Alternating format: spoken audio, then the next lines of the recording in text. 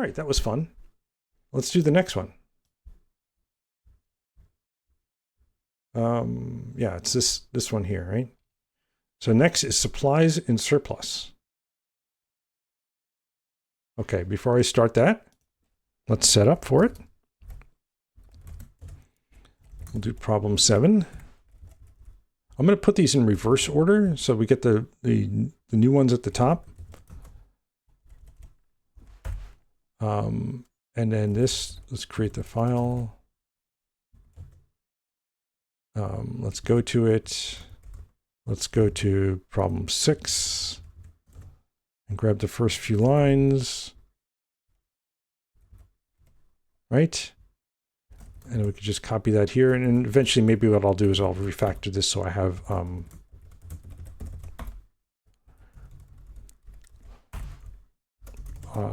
I don't have to have duplicated code everywhere. Supplies in surplus. There we go. And this has to be 7. Right? And we're not using from stir yet, but that's okay. We will be. Probably. Well, it depends on what we have to parse. But we can remove that if we need to. Okay, so we now have puzzle 7. It doesn't print out because we don't have the text. That's fine. All right, supplies in surplus. What is this all about? After our refreshing night of sleep, you've arrived at the seaside. There, a wooden Greek warship, complete with masts and sails. It must be the vessel you'll use for your journey. Oddly, there seem to be very few technological devices on the ship. Ah, you must be the team from the lab. I'm the captain of the vessel Codyssi. Oh, I get it. Odysseus. Odysseus. My crew will be at your service for your journey to Atlantis. We'll be setting sail soon, but we received a surplus of supplies from the lab. There's no way we could load all of this onto the ship. Sure enough, there are clearly too many piles of boxes to load onto the ship. You probably only have enough space for the essentials, especially since the captain's crew is also on the ship. One of the crewmates hands you an inventory list and explains the situation to you. Each box has one numbered label. Boxes with the same number label contain the same items. Each line in the list contains 2 ranges of numbers. I see that here. Each range of numbers represents the numbers on the boxes in each pile. 3 to 5 represents a pile with 3 boxes labeled 3, 4, and 5. Okay. First, you'll have to figure out the total number of boxes in all the piles combined. Okay, so all we have to do is subtract or calculate the difference. Subtract and add 1, right? 8 to 9 contains 2, 9 to 10 contains 2, 7 to 8 contains 2, 8 to 10 contains 3, right? Okay. This has a total of 43, and how many are in mine? Let's find out. Let's go into the input. Input problem 7.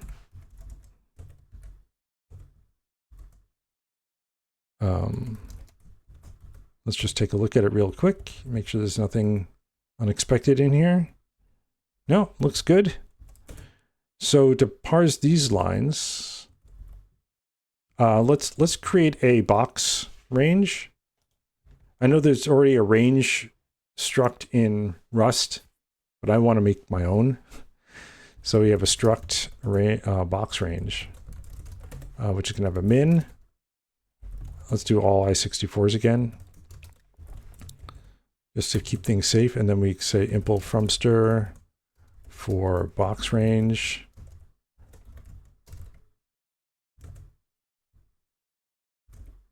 Error is going to be a string again.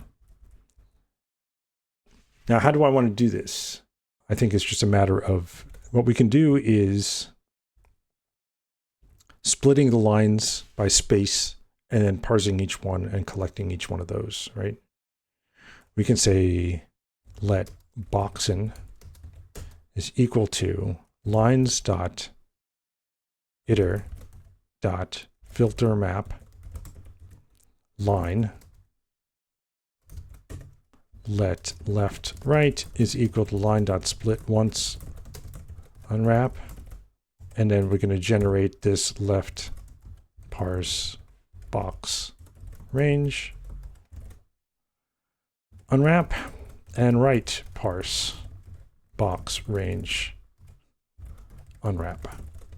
All right, so that parses everything, and then we can collect into a vec, right? And this should be a vector of, oops, what did I miss? Oh, this should be this, and then we close this. There we go. Expected option unknown. Oh, flat map. I didn't want filter map. I wanted flat map. And then this should be, yeah, vec of box ranges. So we should be able to print those out then, right? Println boxin. And right now it won't work because we have a to-do here, but we're going to get a string, and that string is going to be splittable by the minus sign there. Let min max is equal to s split once on that. Actually, what we could do is split once returns a result. No, an option. So we can say sum min max else return error format bang unable to split s. Like that. So now we have a min-max as strings. And so now we want min-max as numbers. Let min-max.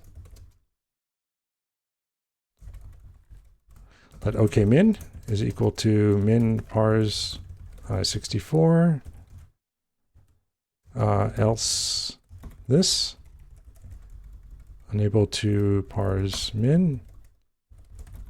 And we do the same for max.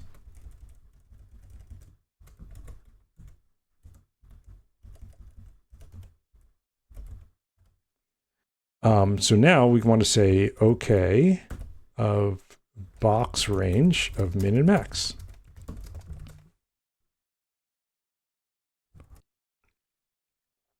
Oh, this doesn't have debug. Let's add debug. And now we have these. Okay, 629, 708. Let's take a look at the input really quickly and see if that makes sense. 629 to 708.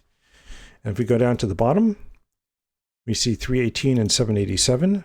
And we have that right there. Perfect. So that means we're parsing everything correctly.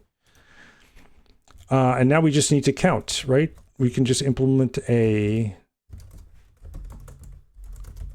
count on self, which returns, I guess, a usize. So that's all we care about. But we're doing everything in I64. So this is just max minus self.min plus 1. Right, and so we can just say here, oops, println part 1 is equal to boxin.iter.map box count sum I64.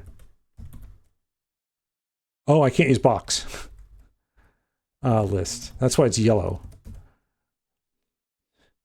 Box is a reserved word in Rust, even though it's no longer used.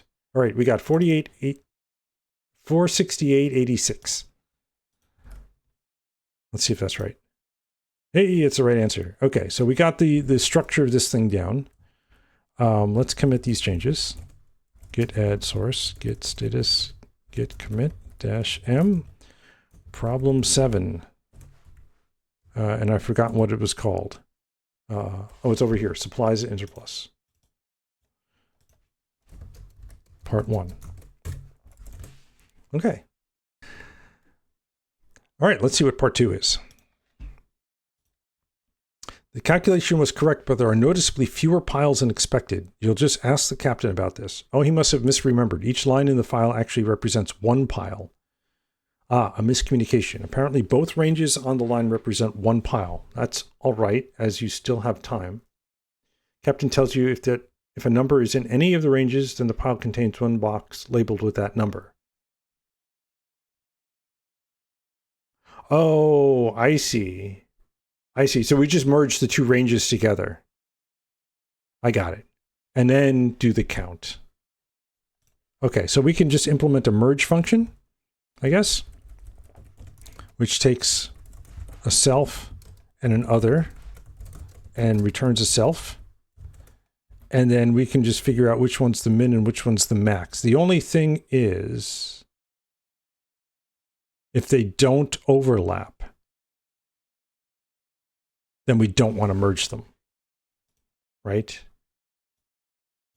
So we should actually write an overlaps function, which returns a bool. Right? Because if they don't overlap, we don't want to merge them. And then fn merge self, other self, self. Right? So let's just do self min 0, max 0 to get these to compile, and overlaps will be false. Okay, and then we're going to write some tests here. Because this is stuff that's easy to get wrong. Test overlapping ranges.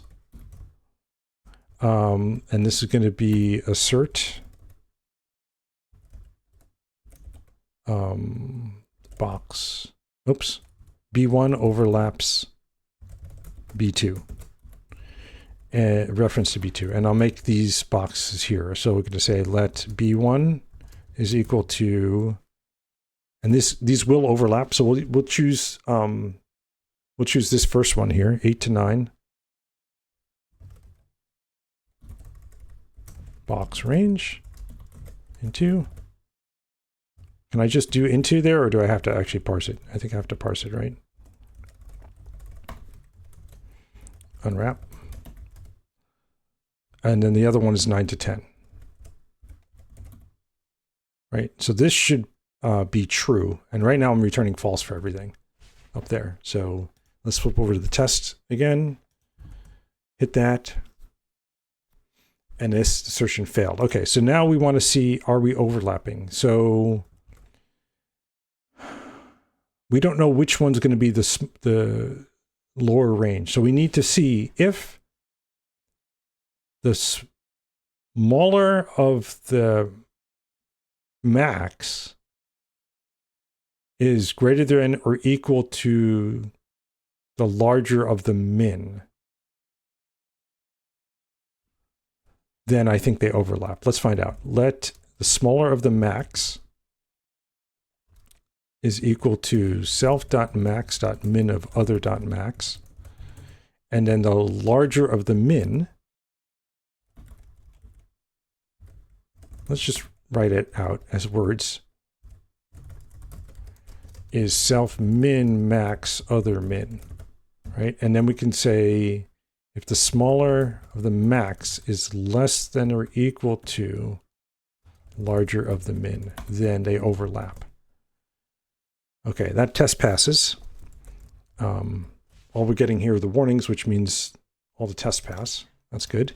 So let's do another range of overlapping that actually overlaps fully, right? Because this just overlaps on the 9, but let's make sure that we can do test overlap that laps completely, right? And this, what we'll do is I'll just grab these lines here. And this, the range 1 will be 8 to 9, and this will be like 4 to 20, right? So now they should overlap completely. And that failed. All right. So what of my reasoning did not work here? The smaller of the max is 9, and the larger the min is 8. Do I have it backwards? Do I want to check to see if the larger min is less than or equal to the smaller max? Yeah. So I had it backwards. All right, I'm glad I tested this. And now we want to be able to do a merge of two ranges. If they overlap, let's test merging. Test merge. And if we take these, I expect a box range of min of 4 and a max of 20. for this one. Let's do it so that it does it differently. Let's do a 4 here, and this goes from 8 to 20. Right, that way they actually merge together, and then we can say b1.merge b2. Oh, right. This doesn't support equal and partial equal yet. All right, so this doesn't work because we don't have it working yet. So if we are merging, then we do want to get the smaller min. Let min is equal to self min, min, other min, and the max similarly, right? And then we return a self of min and max. Yeah, okay. So hopefully that's everything. And now we should be able to merge every range if they are mergeable, and if not, we just count them. All right, so how are we going to do that?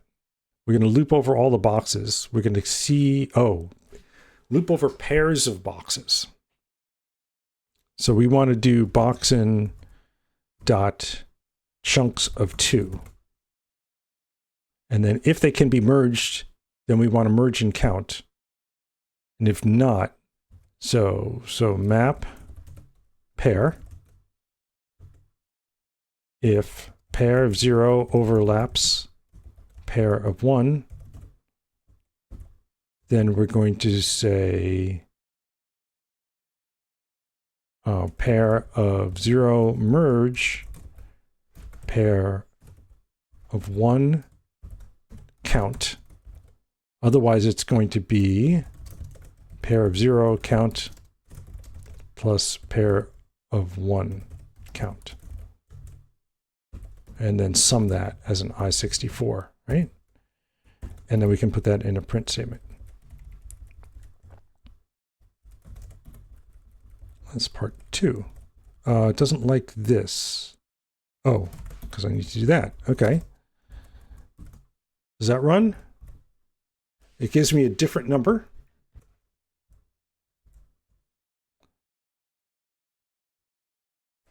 Oh, right. We have an answer. I was lost there. Let's apply this answer. There we go. We got it right. Okay, so that wasn't too bad. And that was a significant enough, oops. That was a significant enough change that we should commit that.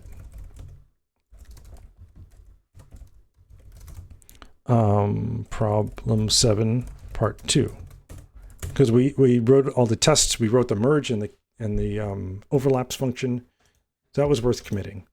All right, let's see what problem 3 is.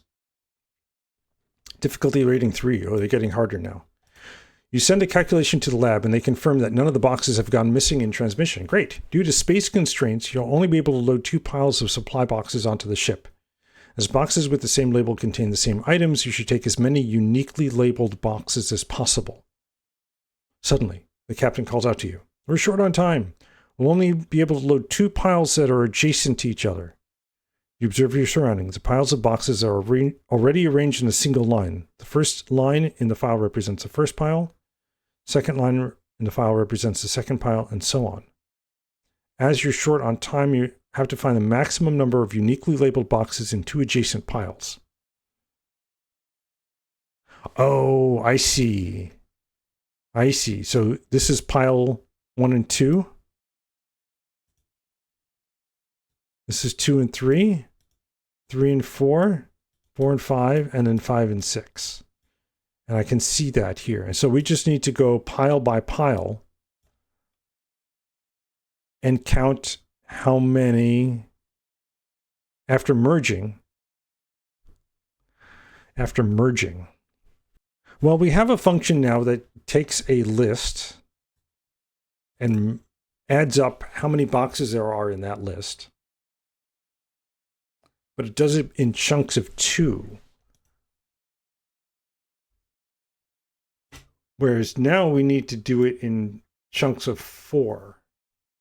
Oh dear. How do we do this merge?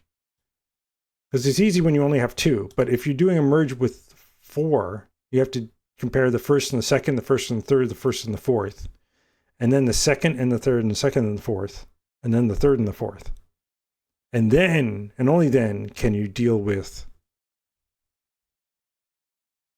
Okay. I think we can do this. I might have to write a little 4-way merge function, though.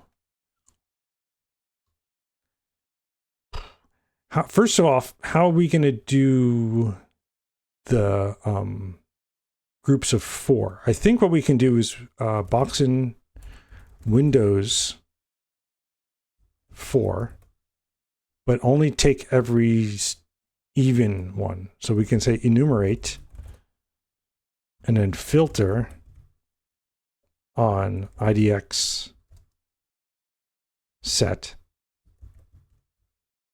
IDX mod 2 equals 0. And this should give us every even set. I'm just going to collect it into a vector here for a minute so that I can print it out.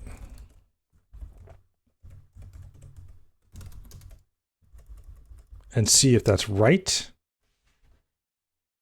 Oh, and then we want to map. We're going to say filter map. If this, then some set, else none. We're getting a little trickier now. But hopefully this will give us the... So this is one set. Where is it? There we go. Let's flip over to the input. So it should be these first 4 to 776, 872. Yep.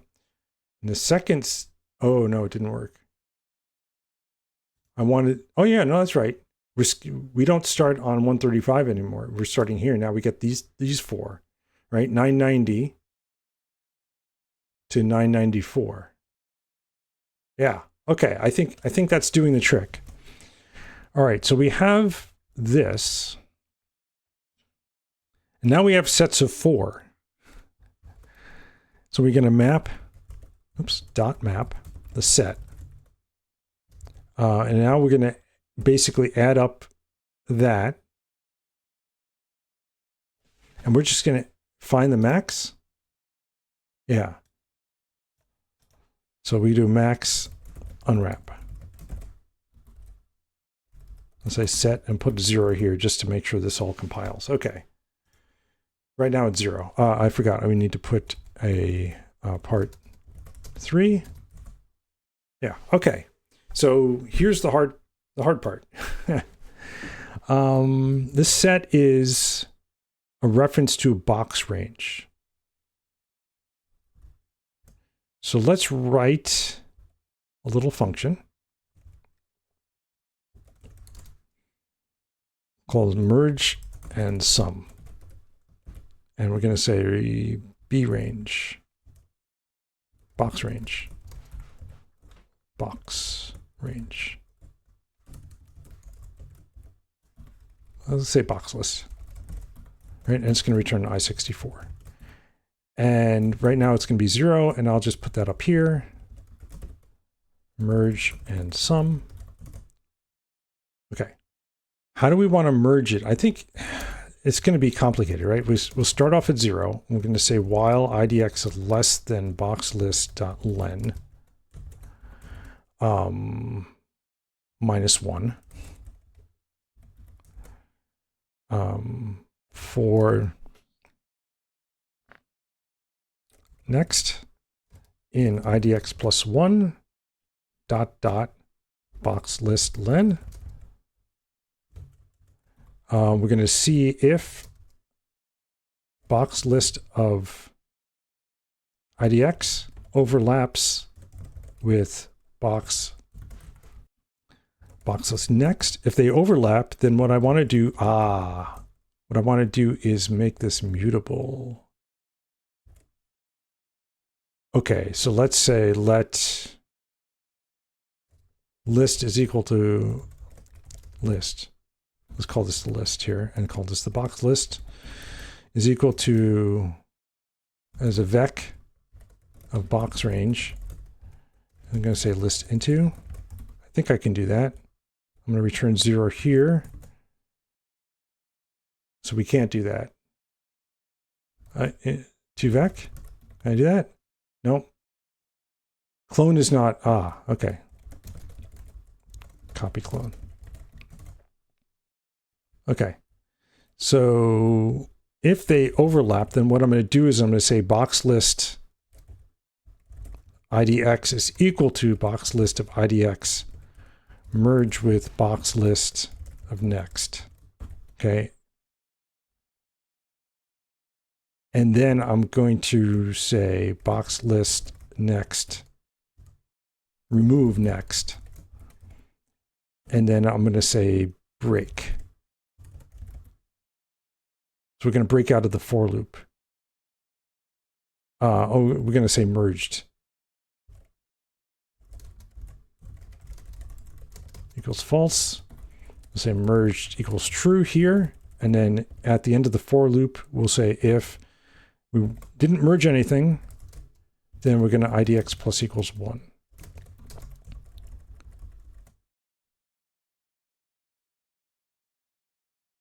And then down here, we need to sum up all of the remaining things in the boxes. So this will be box list, iter, map, b dot count, sum, I6, oh, I don't have to say I64 there. Okay. Merged, there we go. All right, does this run? We get 989. Let's see if that's correct. Hey, that's the right answer. All right, that was a little complicated. That was definitely puzzle difficulty 3 to merge everything. But it did the trick. Yeah, all we did was we filtered, we basically grabbed all of the pairs of piles. We merged any mergeable ones together and added up the result, or how many were in the final result. We found the largest one of that and then unwrapped that for the answer. All right. Very good. That was fun. Git commit -am. Problem 7, part 3. Very good. Oh, I need to read the epilogue. Great work. A crane loads the supply boxes onto the ship and the captain sets sail. Hopefully I got on board. As you talk to a group of oarsmen, you find out the higher-ups at the lab have requested minimal technological presence on the vessel. That's quite odd. You aren't too concerned, though, as there's probably a good reason for that. All right. I definitely need my laptop, though, to solve these puzzles.